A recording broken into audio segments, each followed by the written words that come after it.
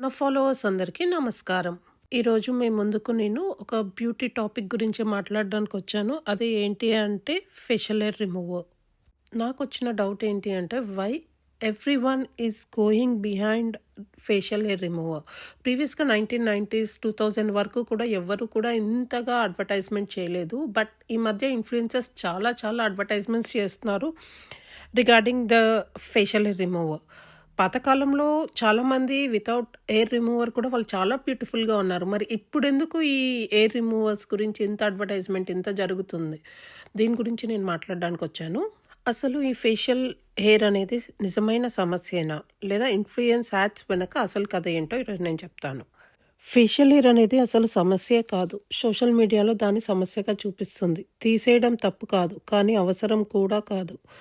Product కొనడానికి ముందు మీ చర్మాన్ని అర్థం చేసుకోండి. ట్రెండ్ కోసం కాదు, మీ స్కిన్ కోసం నిర్ణయం తీసుకోండి. ఫేషియల్ ఫేషియల్ హెయిర్ అనేది సహజం. తీసేయాలా వద్దా అనేది మీ ఎంపిక. ఇన్‌ఫ్లుయెన్సర్స్ చెప్పారని కాదు, మీ చర్మం అవసరాన్ని బట్టి నిర్ణయం తీసుకోండి. ఈ టాపిక్ గురించి నేను ఫుల్ లెంత్ వీడియో చేశాను. ఆ వీడియోని చూసి please do like, share and subscribe to my channel. Thanks for watching. Bye.